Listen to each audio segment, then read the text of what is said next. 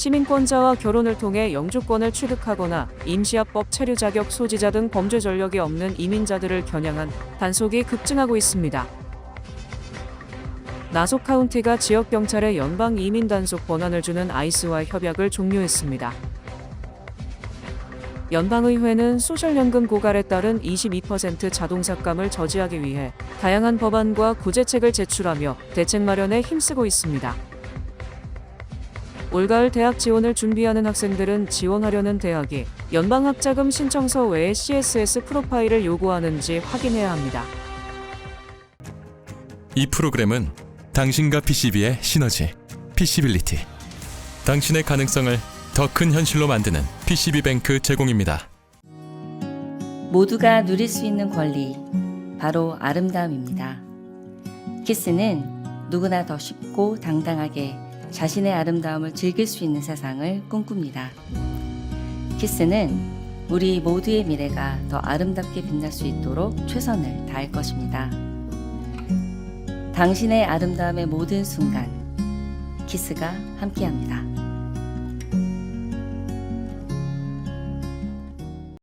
시민권자와 결혼을 통해 영주권을 취득하거나 임시합법 체류 자격 소지자 등 범죄 전력이 없는 이민자들을 겨냥한 단속이 급증하고 있습니다. 뉴욕타임스가 27일 보도한 내용에 따르면 올 여름 이민 단속에서 주요 단속 대상이 아니었던 수천 명의 이민자들이 체포됐습니다. 미국 시민권자와 결혼한 사람, 합법적으로 입국해 망명을 신청 중이던 사람, 그리고 행정부가 법적 지위 박탈을 추진하던 임시합법 체류 자격 소지자 등이 포함됐습니다. 뉴욕타임스가 새로 공개된 연방정보 데이터를 분석한 결과 지난 7월 체포된 이민자 대다수는 이민법 위반 혐의를 받았을 뿐 형사범죄로 기소되거나 유죄 판결을 받은 적이 없는 사람들이었습니다. 과거 폭력범죄로 유죄 판결을 받은 이들의 비율은 4% 미만으로 떨어졌습니다. 실제로 지난달 미국 시민권자와 결혼 영주권을 취득 중에 있던 20대 한인 남성이 공항에서 체포된 바 있습니다. 6월에는 43,000명, 7월에는 49,000명이 이민세관 단속국에 의해 체포됐고 역대 최고치를 기록했습니다. 국토안보부 대변인은 현 행정부가 범죄자를 체포하고 추방하겠다는 약속을 이행하고 있으며 불법 체류자는 누구든 단속 대상이 된다고 밝혔습니다. 거의 모든 주에서 이민 관련 체포 건수가 역대 최고 수준에 육박하고 있습니다. 아이스가 수천 명의 요원을 추가로 채용하고 주 및 지방법 집행기관과의 협력을 더욱 강화하면서 이처럼 역대 최대 체포 건수를 기록하고 있습니다. 나소 카운티가 지역 경찰에 연방 이민 단속 권한을 주는 아이스와의 287 협약을 종료했습니다. 브루스 블레이크먼 나소 카운티장은 26일 기자회견을 열고 주정부가 정한 시한에 맞춰 25일 협약을 해지했다고 밝혔습니다. 지난 5월 제정된 로컬 캅스, 로컬 크라임스법은 지역 경찰과 교정기관이 아이스를 대신해 체류 신분을 확인하거나 이민 단속 업무를 하는 것을 금지하고 있습니다. 블레이크먼 카운티장은 새 법이 지역 치안을 약화시킬 수 있다면서도 법은 지키겠다고 밝혔습니다. 다만 나소 카운티 셰리프가 다른 15개 카운티 셰리프들이 제기한 소송에 참여하도록 지시했습니다. 또한 범죄 수사 등 새 법이 허용하는 범위에서는 아이스를 비롯한 연방기관과 계속 협력하겠다고 밝혔습니다.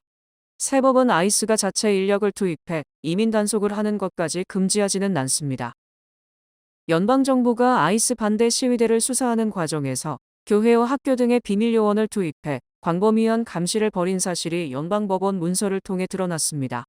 DHS 소속의 비밀 요원들은 미네소타주 로즈빌의 루커 교회와 침례교회 등 민감한 장소에서 열린 모임에 위장 잠입했으며 이들은 시위대 활동가를 행세하며 메신저 대화방에 들어가 정보를 수집하고 현장 대화들을 몰래 녹음했습니다.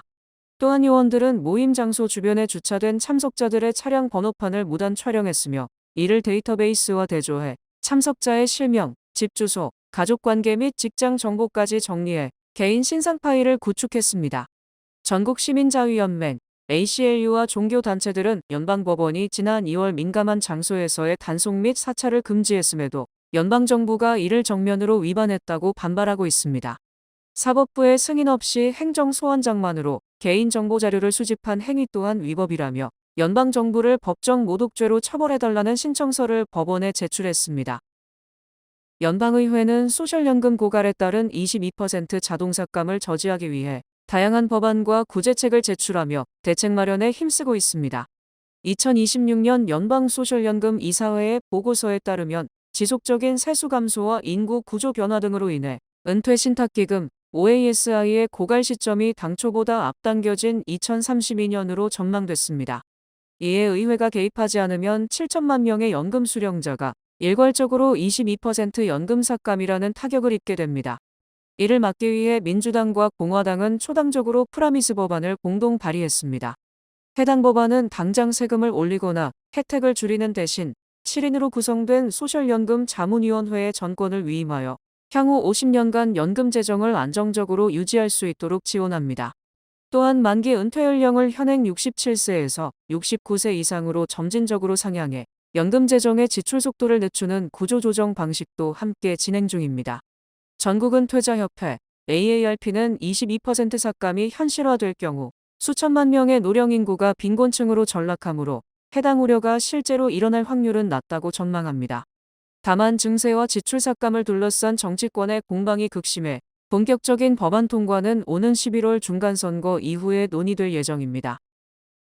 올가을 대학 지원을 준비하는 학생들은 지원하려는 대학이 연방학자금 신청서 외에 CSS 프로파일을 요구하는지 확인해야 합니다. 연방학자금 신청서에는 현재 살고 있는 집과 은퇴계좌의 가치를 적지 않아도 됩니다. 하지만 일부 대학이 자체 장학금과 재정보조를 결정할 때 사용하는 CSS 프로파일에는 집과 사업체를 비롯한 가정의 자산 정보가 추가로 들어갈 수 있습니다.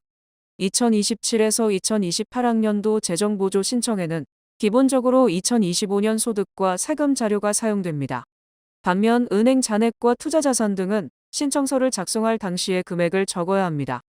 신청자는 세금 보고서와 급여 명세서, 은행 잔액과 자산 관련 자료를 미리 준비하는 것이 좋습니다.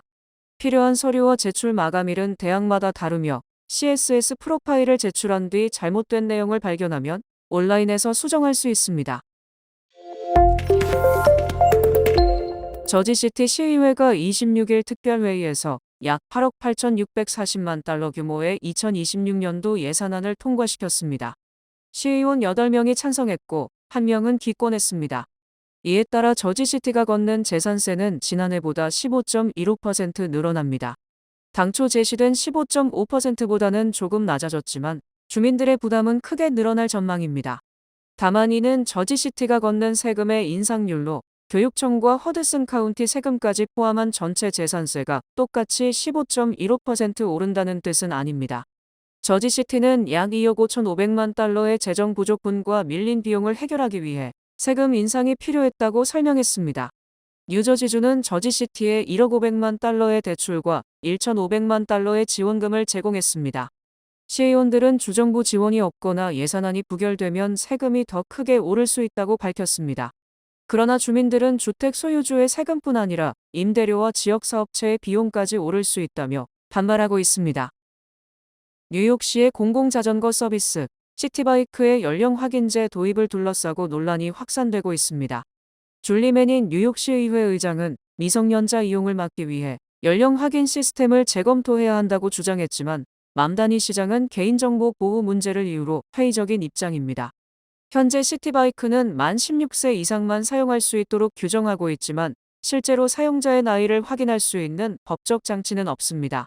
매닌 의장은 어린이의 안전과 개인정보 보호는 양립할 수 있으며 개인정보 보호를 위해 IDNYC를 활용하거나 실시간 사진을 이용해 연령을 확인하는 방안을 제안하고 있습니다.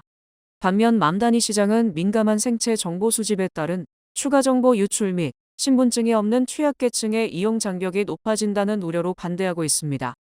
뉴욕시의회는 다음 달 30일에 매닌 의장이 주도하는 감독 청문회를 개최하고 광범위한 전기자전거 안전법안들과 시티바이크 사고 데이터 보고를 의무화하는 안건에 대해 본격적으로 논의를 이어갈 예정입니다. 유나이티드 항공이 내년도 4월부터 뉴워크 공항에서 출발하는 유럽행 신규 직항 노선 8개를 신설합니다. 이는 회사 역사상 최대 규모의 국제선 확장 계획의 일환으로 대서양 횡단이 가능한 최신 항공기인 에어버스 및 보잉 기종이 투입될 예정입니다. 신설되는 노선으로는 룩셈부르크, 카타니아, 시칠리아, 이비자, 마르세유와 같은 유명 관광지들이 포함되어 있으며 해당 노선들 중 룩셈부르크를 제외한 대부분의 지역은 여름 성수기를 겨냥한 시즌제로 운영됩니다. 현재 유나이티드 항공의 공식 웹사이트를 통해 항공권 예약 및 예매를 진행할 수 있습니다. USPS는 연말 배송 성수기를 앞두고 오는 10월 4일부터 내년도 1월 17일까지 일부 소포 배송료를 한시적으로 인상하는 방안을 추진 중입니다. 현재 우편규제위원회의 검토를 받고 있으며 승인되면 프라이어리티 메일, 그라운드 어드밴티지, 파슬 셀렉트 등 일반 소포 전체에 적용됩니다. 추가 요금은 소포의 무게와 배송거리에 따라 달라지며 무거운 소포를 멀리 보낼수록 인상폭이 증가합니다.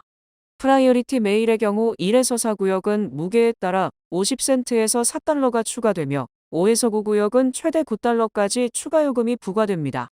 가장 큰 인상폭은 빠른 배송 서비스인 프라이어리티 메일 익스프레스이며 26에서 70파운드 무게의 소포를 5에서 9구역으로 보내는 경우 최대 21달러까지 요금이 추가됩니다.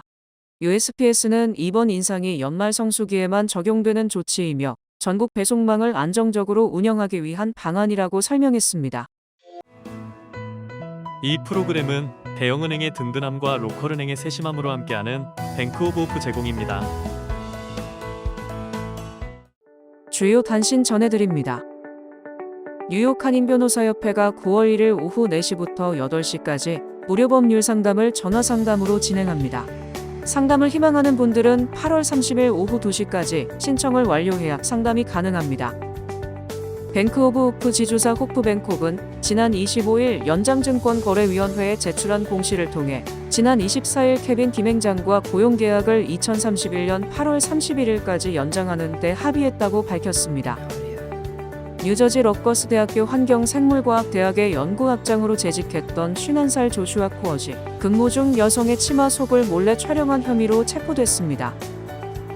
2026년 피파 월드컵 개최로 뉴욕과 뉴저지에서 총 35억 달러의 경제적 파급 효과가 창출됐습니다. 네팔 중북부 히말라야 산악지대에서 26일 오전 대홍수가 발생한 가운데 네팔과 중국 티베트 국경지대에서 160여 명이 사망하고 집계된 실종자가 1,500명에 육박했습니다. 영국 런던 고등법원이 26일 삼성전자가 스워치그룹의 상표권을 침해했다며 1,160만 달러를 배상하라고 판결했습니다. 독일 프랑크푸르트 보건당국에 따르면 공항 직원 6명이 말라리아에 감염돼 이 가운데 2명이 지난달 초와 이달 각각 사망했습니다. 애플이 내달 9일 캘리포니아주 쿠퍼티노 본사에서 첫 폴더블 아이폰과 아이폰 18 프로와 아이폰 18 프로 맥스 등을 공개할 예정입니다. 날씨 전해드립니다. 금요일인 내일은 대체로 흐리면 외우가 내리겠습니다. 낮 최고 기온은 82도, 최저 기온은 67도입니다. 해 뜨는 시간은 6시 19분, 해 지는 시간은 7시 35분입니다. 이상으로 주간 날씨와 세계 날씨 전해드립니다.